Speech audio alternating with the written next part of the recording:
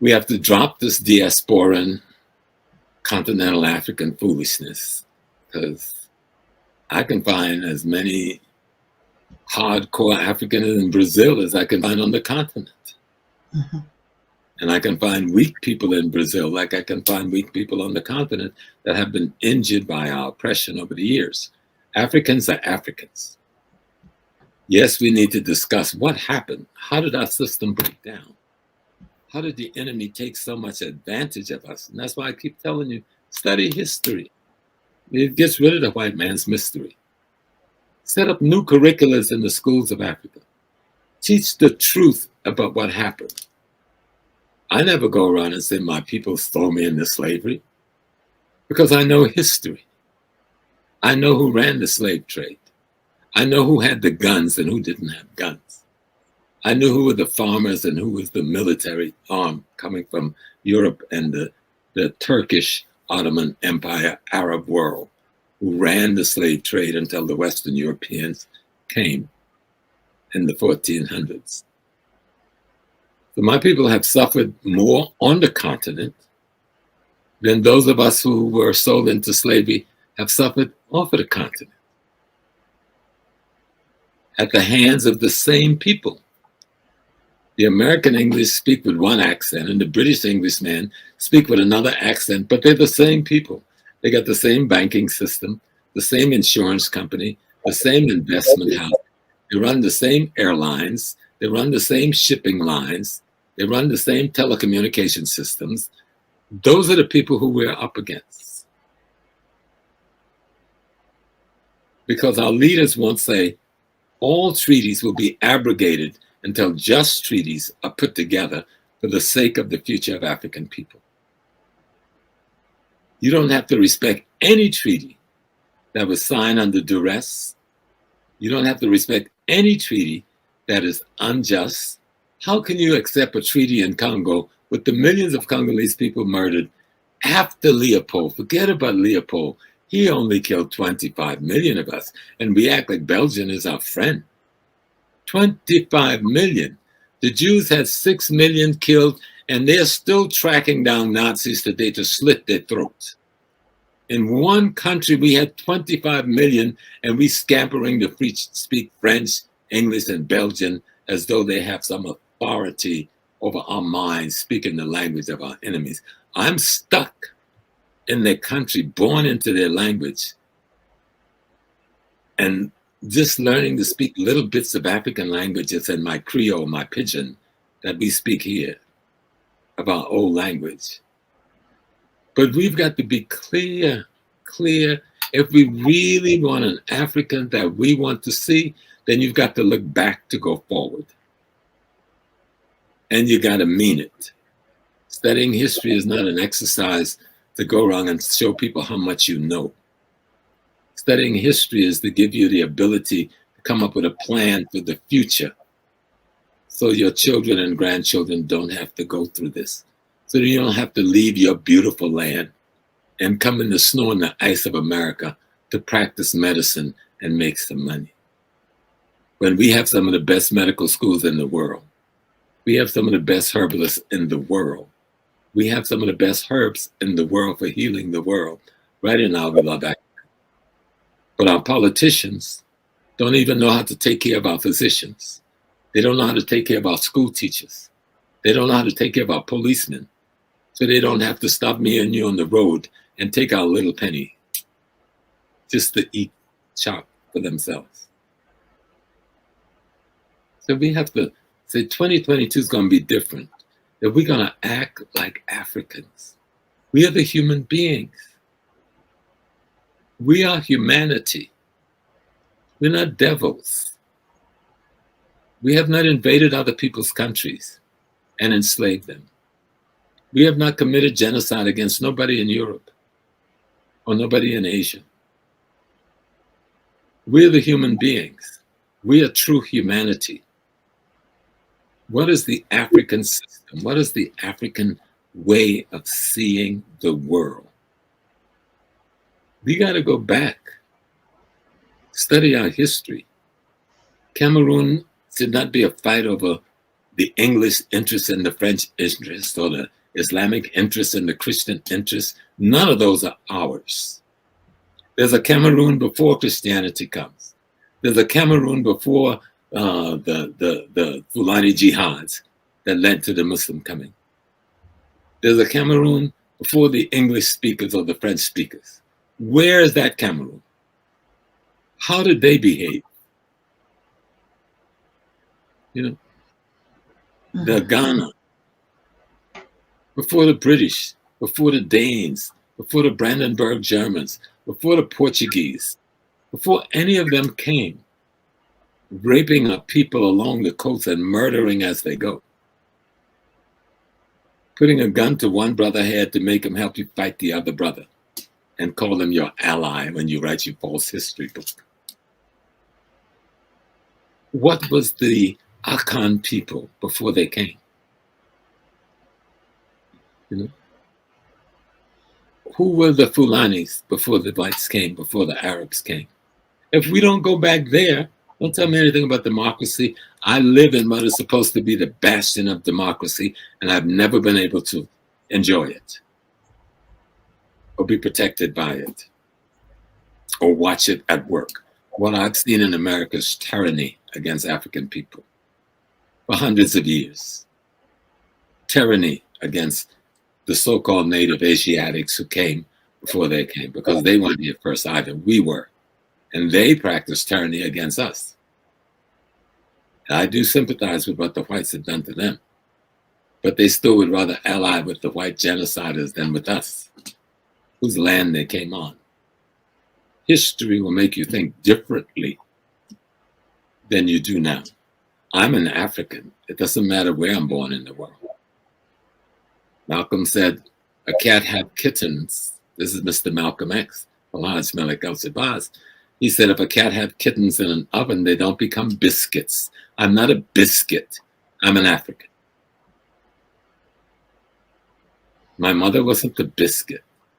My grandmother, who was a traditional priestess, was not a biscuit. They were born in North America, but they were Africans. My great-grandfather was born in Africa. My great-grandmother was born in Sierra Leone. My other great-grandmother was born in Nigeria. My other great-grandfather was born in what is now Rwanda and the Uganda area. There was no Rwanda or Uganda then. I know exactly where I come from. I know exactly who I am. I know my names. I got a bunch of them. But I only need to have one name. I'm an African. That's the only name I need. And if we're going to ever be free, yes, we got some mix-up minds. I woke some of them up about 10 years ago with a speech on 125th Street, and people are still spinning. And we got some wicked African minds over here, who we call African Americans, because our brains are so messed up. Do you know last year we killed 8,600 of our own people? That's how broken we are. That's how ignorant we are. 8,000 African Americans was killed last year, 8,600, by the hands of other African Americans. Because our minds are broken, our souls are broken, our culture is broken, our spirit is broken, our brain is ignorant on what the human being African is supposed to be. But we have many of the same things happening right there on the continent now. Every country I go to, the prisons are filled. And the persons we've committed the crimes against that have thrown us in the prison has been our own people. So what do? We have to, we can't just pour libation, so we're pouring libation to our ancestors. No, we better become those ancestors. Who were they? That's who I want to be. I want to be like them. I want to be like those ancestors I pour libation to. So I need to find out, who were they? What kind of human being were they? What kind of father were they? What kind of mother were they? What kind of son or daughter were my ancestors? That's who I want to be. And I got enough knowledge now through history to know who killed them, who robbed them, who abused them, who was their enemy, because those are the people who are now my enemies. And they can't come and play with me with words like democracy and parliamentary and government.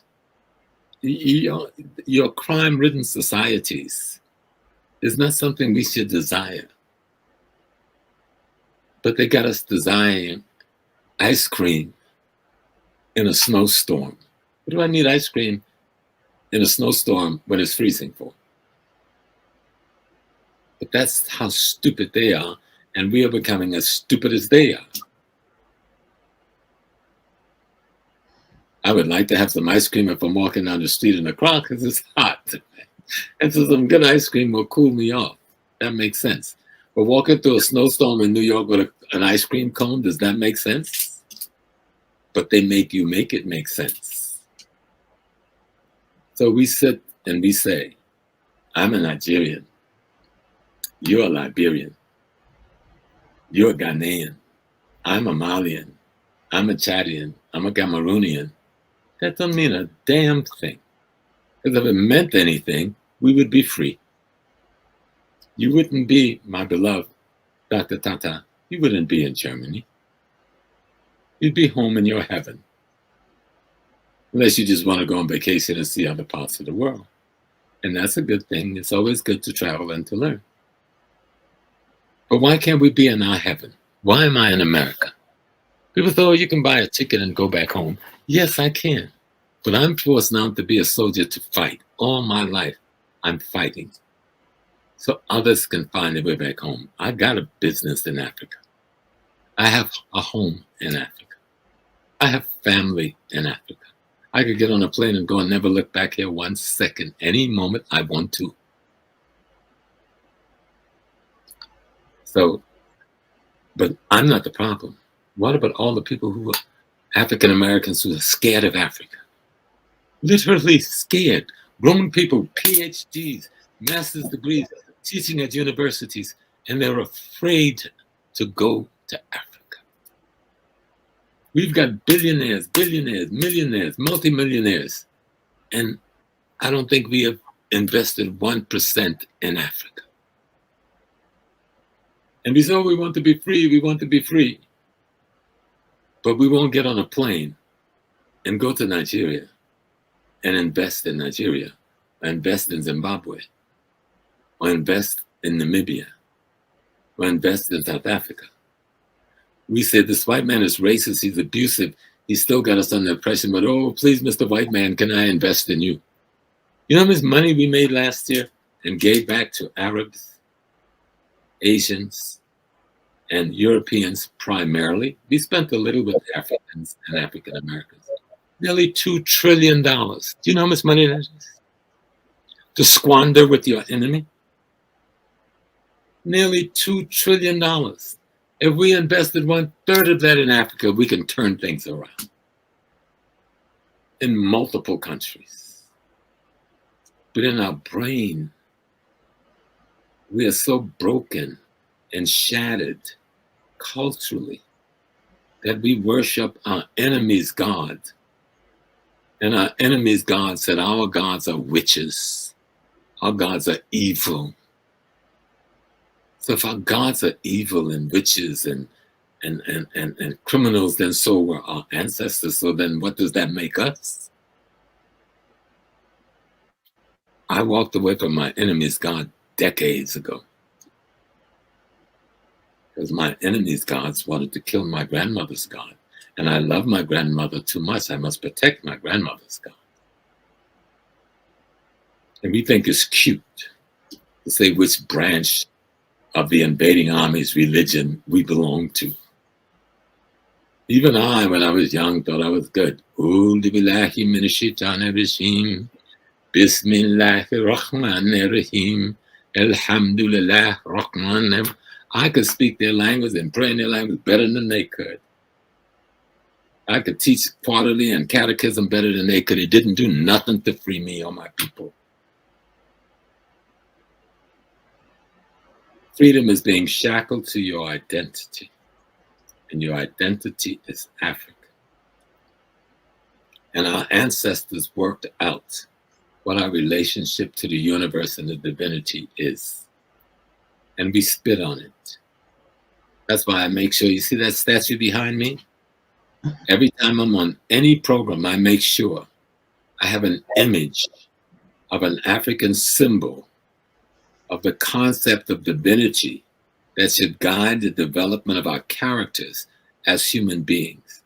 Do you see African people seeking revenge against Europeans? We don't do that because we're human beings. But all the crime they've committed against us, we don't seek revenge on them.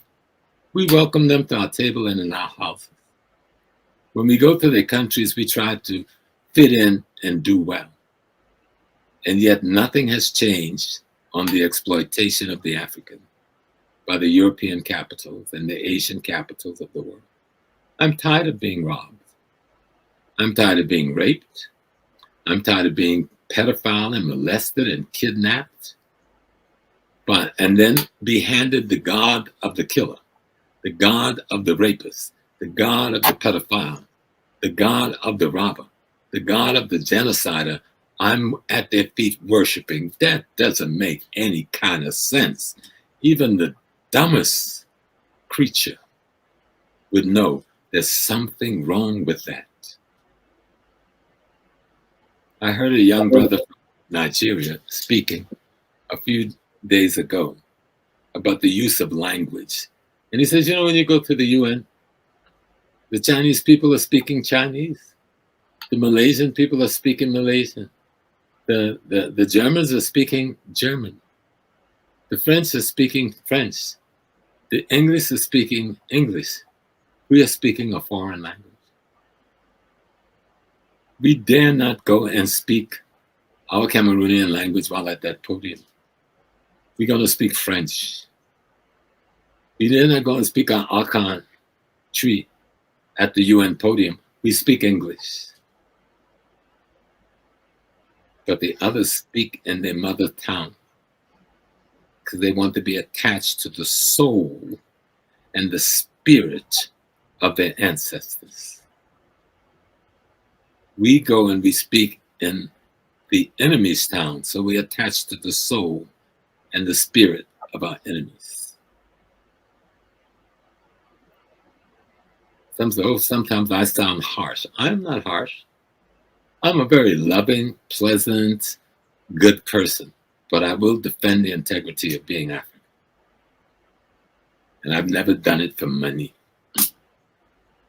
I have never needed anything in my life, but I've always been broke. But I've never needed for anything because those ancestors always took care of me.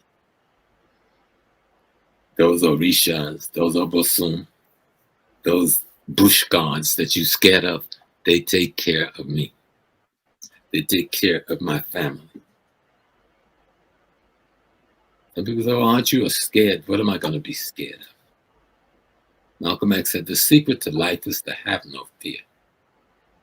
We'll all surrender this body one day because it'll wear out, it'll get old. But I'm not my body. This is simply a place I live. This is a shell. This is a house. This is a building. It's not me. I'm my ancestors, as they were their ancestors.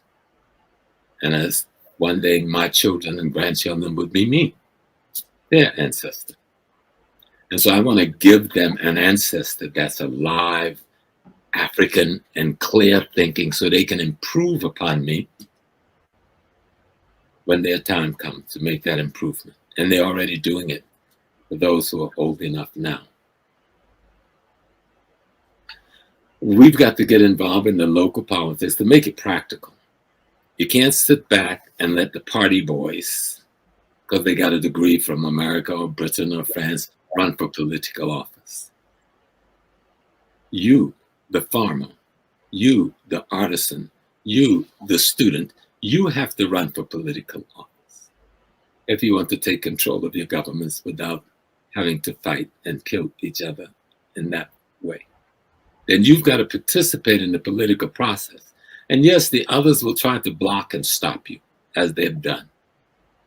But you have to be clear, no, I can no longer let you wave your PhD around or your medical degree you got from a foreign school around, or the fact that you have a Fulbright scholarship from America, and so that qualifies you to lead me.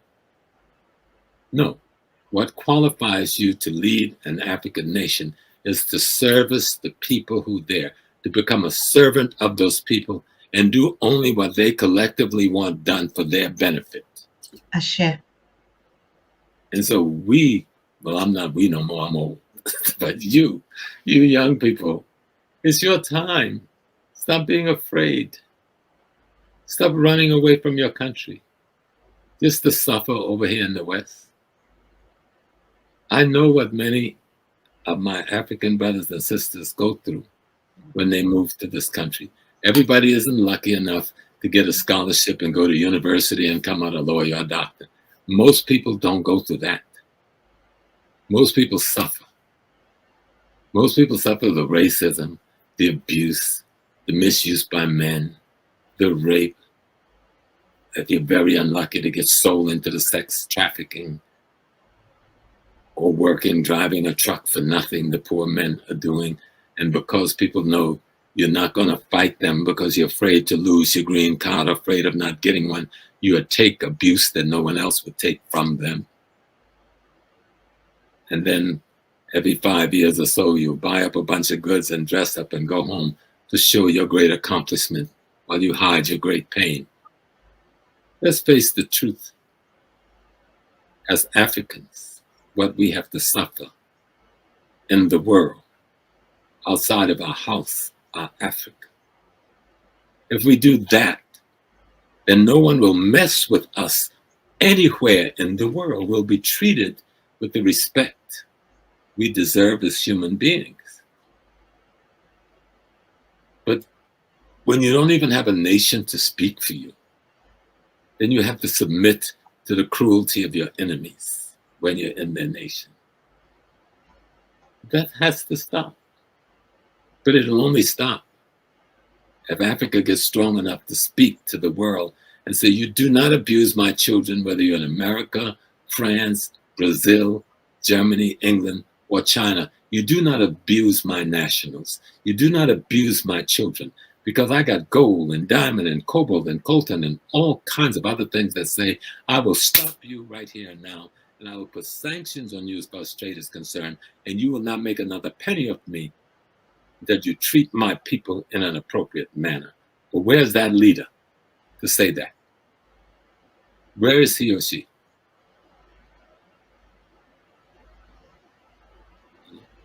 I remember sitting at a lunch table at a university in America with a beautiful young leader who dared to say that. And I spoke with this young man, younger than me. And his name is Thomas Sakara. And in less than a year and a half, because he said those things even in the OAU meeting, the French and their puppets assassinated that child who came to service his people. Camaro, his murderer, sat on the other side of me. And every time I think of that, my skin crawls. That something didn't let me kill him there in that restaurant, so Sankara could deliver for his people what he had come to deliver. The other day, a friend from Ethiopia was very concerned because of the fighting. She's a sister. So she left the capital and went to visit an old friend in Namibia. And so she called me and said, she's at this friend. And I said, who's your friend? And he says, oh, the former president, President Nyomo. Well, I said, well, tell him Brother Small send his greeting, because we knew each other in our young revolutionary days. And when Nyomo needed help, he came and hid among us. And even the American FBI couldn't find him until he could go back home and lead his swapper. And the president looks good. He's still tall and upright. Like me, he's got his gray beard now. But you've had great warriors and great leaders. You better not lose them you better see who they were and learn from them. Immanuel Cabral, who was he? The average African or African American don't even know. What was PAIGC? This is the revolutionary organization of Guinea-Bissau and Cape Verdes that drove the Portuguese into the sea under the leadership of Immanuel Cabral. Who was Cabral? What was ideas? What was his ideas? What did he leave us? And the one thing that he said and was clear about, no matter what political ideology you're talking about, you do not allow the loss of the culture of the African people. If your freedom movement isn't about sustaining and maintaining the culture of the African people, then that's not a freedom movement. Ashe. So that's where, if we're going to go anywhere in 2022, let's go black. You know, let's go back to black. Let's be Africans again. Doesn't matter what your complexion is, because I'm all browned up and Susan's all browned up. That's what war do to you. But our minds should stay black up. You know, we take our minds back to black, to be Africans again, so we can give them more again and hope they do better. We Africans gave the world Christianity, not that model that they brought back to us, but the foundation of that model we gave to the world. We, the African, gave the world the Hebrew tradition. We, the African, gave the world the Muslim tradition. And how dare they come back to us with their sword and their guns, murder us by the millions, take our land and our children and abuse us the way they have in these almost 2,000 years. Then give us the bastardized form of the very spiritual system we gave them to save them from the caves they crawled out of. And stop lying to yourself about who they are. Civilization is not a building and a paved street. You rob enough people, you can build a big building and a paved street. Civilization is the protection of the people who walk down those streets and use the building. You know, the most civilized thing a person could do is value the life of the person standing next to them as much as he should value his or her life. That's the African tradition. And every time we practice it, they chop our hands off. So now we have to learn enough from history so we can have the protection when they try to take our hands. We can take theirs first and says, that's a bad habit that you'll never do again. And others will learn from that. We have enough information. We don't have to write another book on African culture, written by Africans, that fill the libraries of the schools and the universities in Africa and much of the rest of the world. If we go into all the museums in America and take the African things out, they could put most of this American junk in one museum. If you go to England and take everything African out, or Belgium, or France, or Germany, they can put what's left of their culture in one museum. And we know that, those of us who've traveled abroad and those of us who've been studying. And yet we act like we are the nobodies when we are the everybody. We are the African, God's first creation. Everybody comes from you. That's a scientific fact that no one can dispute. We built the first civilizations. Everybody agrees with that. No one can dispute except the fools and the ignorant. We are the first scientists and mathematicians. No one can refute that because they save all our material in the museum, thank God. But it would have been better at home saved by us. We were saving them very well before we got robbed. But let 2022 be a time when we make a determination that we will make sure that every African woman, child, and man will have the food, the clothing, the shelter, and the security they deserve wherever they live in the world. We've got enough wealth to ensure that. We've got enough educated and skilled and tooled people to ensure that. We simply have to get the African mind so that we use our tools and our education to ensure that. We have the wealth in the earth where we live to ensure that. That we can have a bathroom with a good sewage disposal system. We've got the wealth and the technology to ensure that. That we have fresh running waters. We know how to dig a hole in the ground and put a pipe in the ground to ensure that. That's what we should be thinking about. Now, who's going to make the next rap music? Because rap music may sound good, but it helped destroy the very socialization process that was saving the Black youth in America during the 60s and the 70s. And then our enemy took our own music coming from our own children and turned it into an enemy. Where our mothers were called the B words. And our brothers killed each other over stupidity like a lyrics in a song. And then wanted to stand up in the world and raise their hand that they're famous. That's an animal. That's not a human being. Don't imitate that. There were others of us who didn't do that. Right here in this America. We played our African music. We call them blues and jazz and hip hop and bebop and spirituals and rag. And we didn't sell heroin and coke and crack that killed more than 1 million of our people. Less than 2% did that. The rest of us was either fighting against it or running from it. So don't look to imitate the filthy part of the African American that was forced on him by the white American with his money and his power. There's more to us than that. Study our history. We fought for freedom for 400 years nonstop. Study the history of the leaders of Malawi going back to the 1800s. And guess what?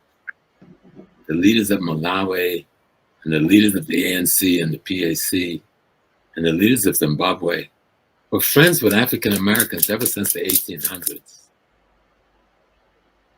We were calling ourselves Pan-Africanists. Many of them came and studied at Tuskegee with Booker T. Washington. Many of them tutored under W.B. Du Bois and Marcus Garvey. Because they knew they were one Africa. And one African, even back then. We've lost our way now. Everybody's fighting now for white people approval of how intellectual we can be and how much of his associations we can belong to and how much of awards we can get while our children suffer, both in America, in Jamaica, in Brazil, and in Africa. We suffer in the UK. You go down to Brixton and see if you're going to find a paradise there. You know? We suffer in Germany. There's some of us that are doing well in Germany, but Germany have its black slums, its black ghetto, and treat us like trash. We suffer in France. We suffer in Italy. You know? So 2022 should be about loving Africa, loving self, learning the history of this continent, learning the history of the Africans who went abroad. Let's stop blaming each other for things we didn't even do. You know, I remember I resented when I first came to Africa and one of the beautiful kings, chiefs, apologized for slavery that he had nothing to do with. But he felt that this is a way to tell our brothers in the diaspora who's hurting, you can be welcome back home. Mm-hmm. No, let's tell each other the truth. Somebody came up on our shores with big ships, with cannons and cannons and cannons, with big cannonballs. And they fired them at us. And they came ashore with their muskets and their rifles and their swords, and they used them against us. We were fishermen and we were farmers and hunters. We were not warriors and soldiers. Stop using that term. Our ancestors were warriors. No, they weren't. They were human beings who farmed their land and fished the river and hunt for food and build villages and build cities and taught their children how to read and write. The other myth that Africans didn't read and write. We had some of the biggest library in the world before Europe had its first library. We could start in the Mali Kingdom with Sankore, University of Sankore. In the 12th century, we were selling books to Europe. They didn't know what books were. This is history. Read the work of, what's his name? Ibn Khaldun. Ibn Khaldun. His book is called The Philosophy of History. And a number of others. But just learn who you are. Love who your ancestors were. And let's build for the future. Food, clothing, shelter, safety. We got the money to provide it. We make enough money. Just under the present condition, how can African Americans spend $2 trillion last year and say they got poverty? There's something wrong with who you're spending your money with and what you're spending your money on. And who are you investing your money with? No one, no group. We're about 45, maybe 50 million here, right? $2 trillion and we got poverty. Does that make any sense? There's nothing logical about that, except the stupidity of where you spend your money, with whom you spend your money, and where you invest that money. Susan shouldn't be here running trailers asking for donation. We've got millionaires who can put $10 million into the enterprise of the Daily Pan-African TV and never miss a penny of it.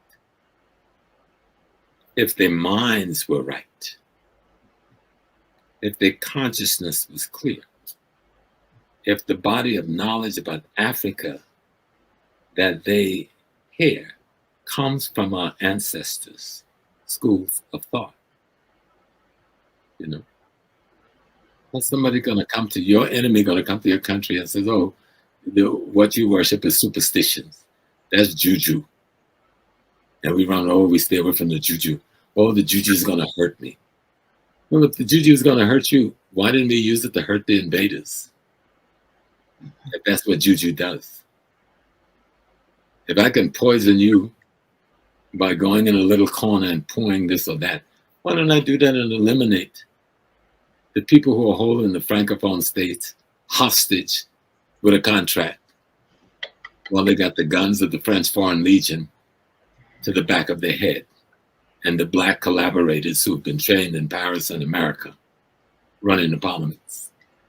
Then let's go do some juju. But let's not make no mistake.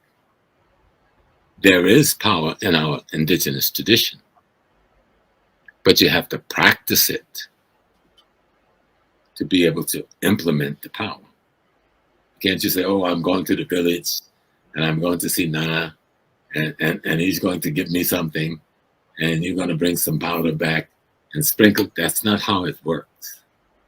Physics started in Africa. Chemistry started in Africa. Biology started in Africa. Surgery started in Africa. That's our religion. That's our sacred science. We knew ecology. We knew cosmology. We knew how nature worked.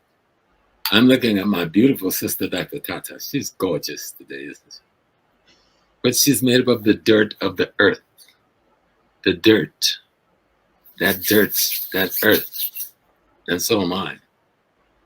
It grows, and we call it plants. But where does the plant get its nutrients? It absorbs earth. When we eat the plants, we're eating earth. If we eat animals, those animals ate the plant, which came from earth. Do you understand what I'm saying? Simple, common Yes. science. Okay? I'm made up of earth.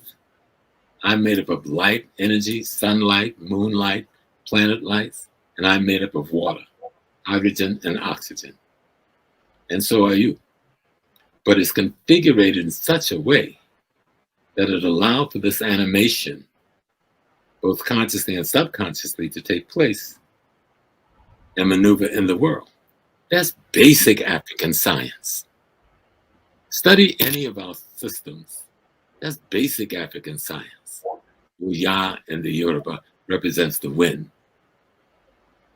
That represents philosophically change.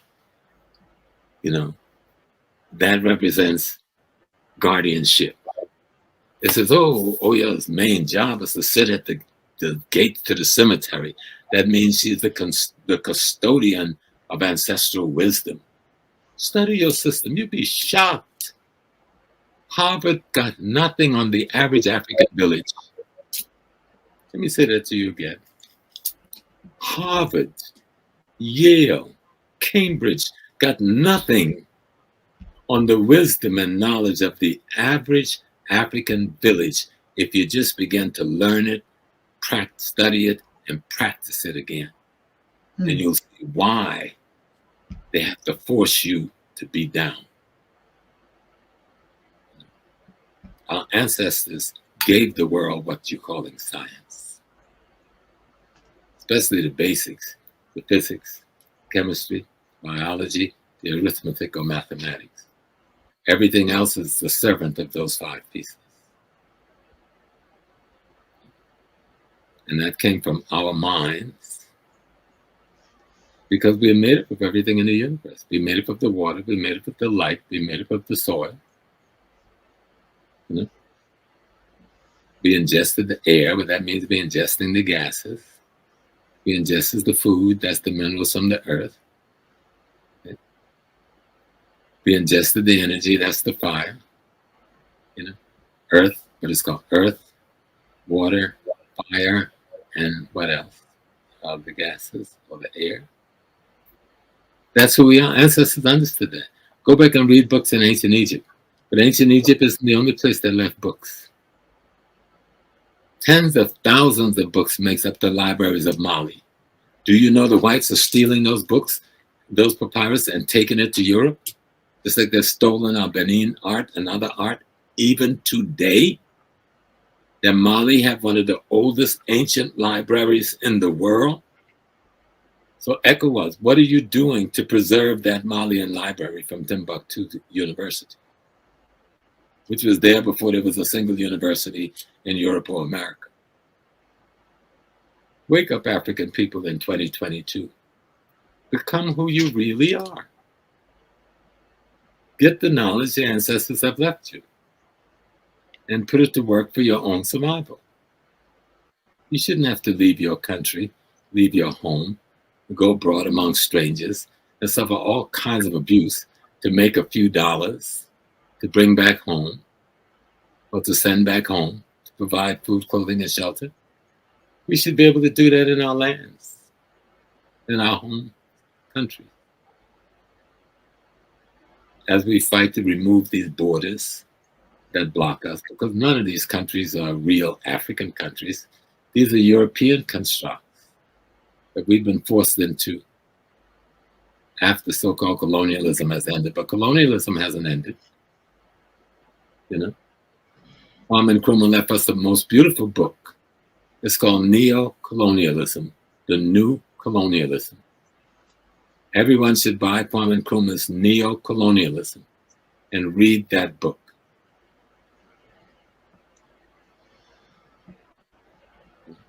And our monies that we're making abroad, I see someone is being clear that we must invest in our freedom as a people.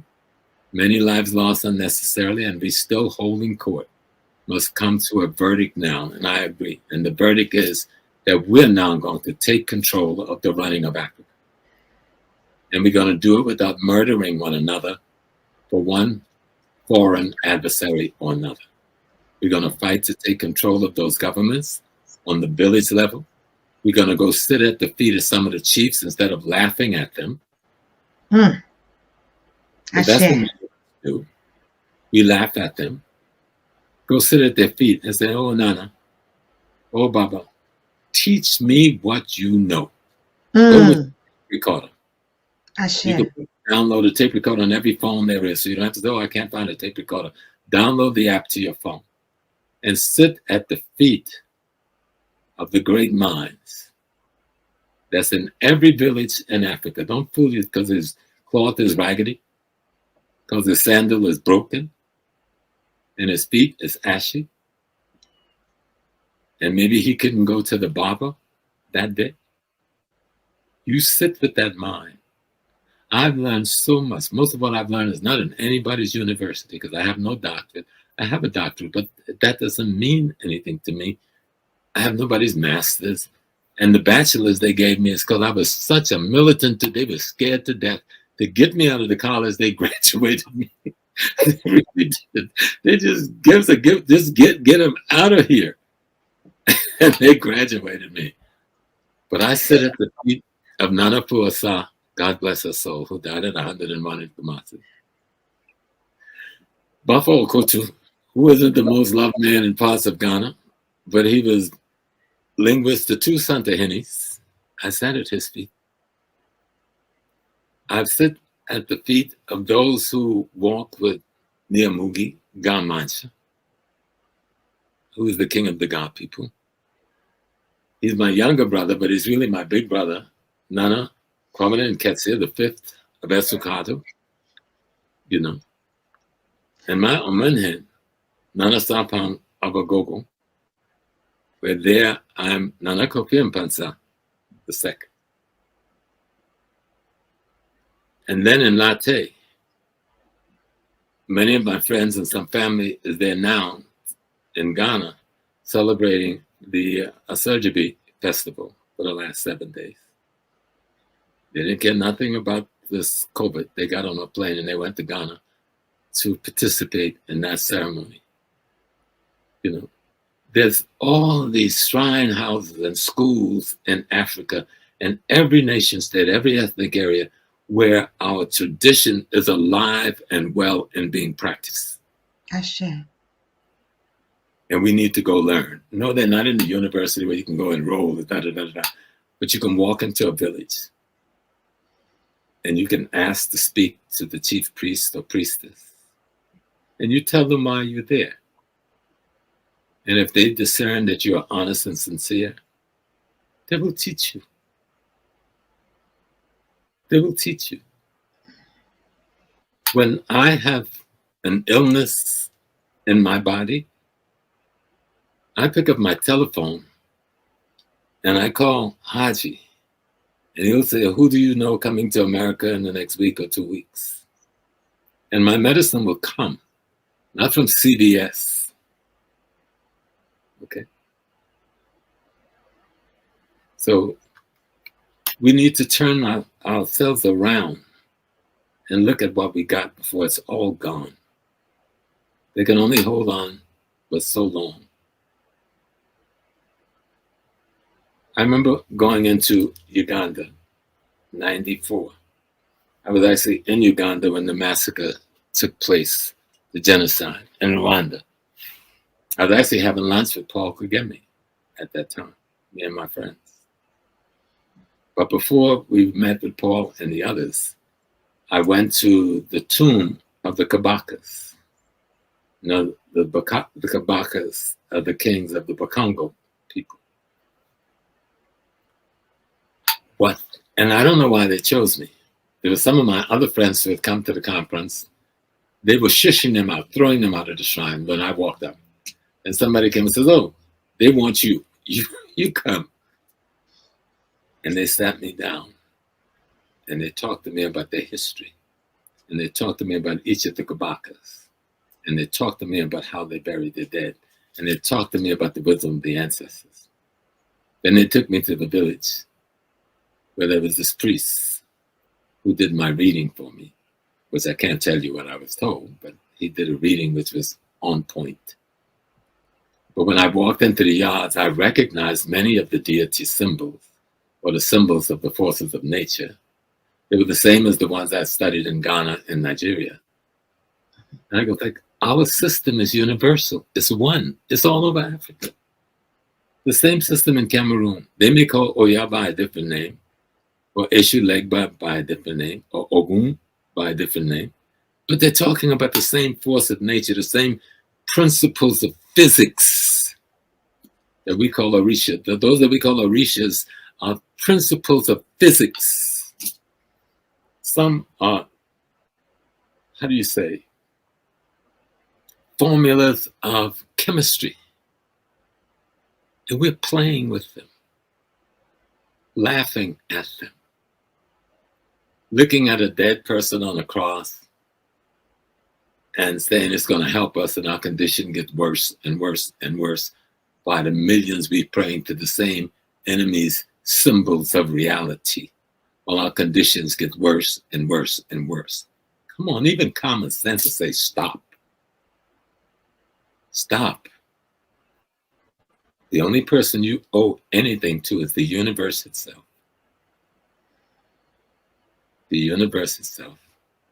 Because that's who you are. You're a manifestation and a display of an aspect of the essence of the universe itself. And our ancestors knew that.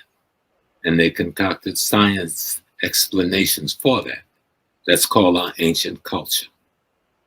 And until we return back to that, we will be perpetual slaves of our enemies' oppressive culture.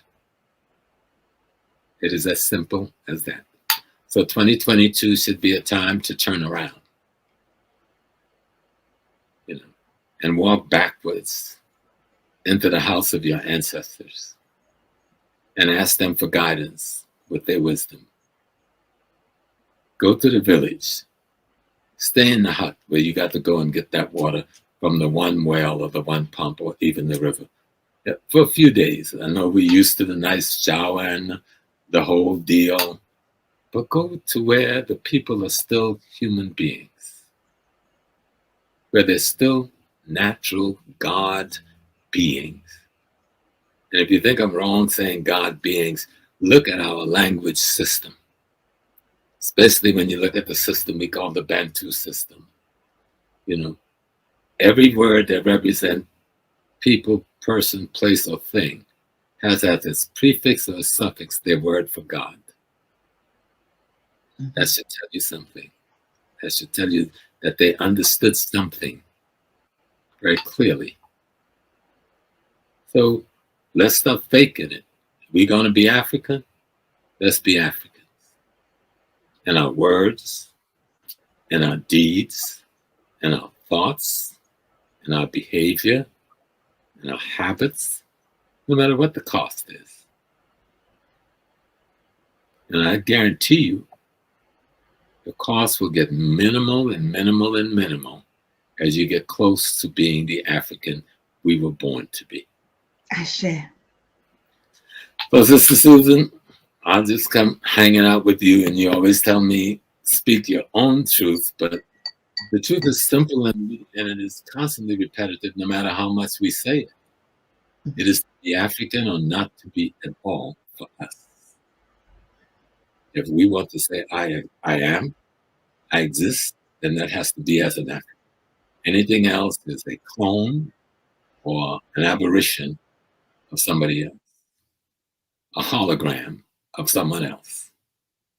If you want to be a real living being, the African must agree with themselves, within themselves, that I'm going to be an African and I will find out how to be that no matter what the cost. Because only an African can rebuild Africa for Africans in the way we want to see it, starting in the 22nd century of this 22nd century or 21st century, whatever it is. So I'm glad to be back on Pan-African Daily TV. I'm still trying to get over, when you get sick and you're down, it takes a lot out of your body and a lot out of your energy system. And then you have to build that back again, So I'm still trying to restore myself because I had a knee replacement. And it wasn't just cutting and putting some little fix it. They took the knee my mother gave me and they cut it off with a saw and threw it in the garbage can, you know? And they gave me a metal knee and put it inside of me and sewed me back up. So I'm learning how to use this knee made out of titanium, which came from Africa, thank God, and porcelain, which makes up my kneecap, and plastic, which makes up my new meniscus. So that's what the struggle is. I can walk very well, not as strong as I want to. I can drive a car again. I can walk up steps, something I couldn't do for years. So it's a big advantage, but it takes healing. It's a process. I'm into the 4th month. They said it takes about 8 months to a year to really, for your whole body to come back together, not just the physical body. But when something is taken out of you, it disrupts your spiritual energy flow as well. And all of that has to redirect. The nervous system has to redirect and restore. And so that's what I'm trying to do. But 2022 is going to see me trying to be more of an African than I was in 2021. Okay? That's what. So, Sister Tata, it's on you.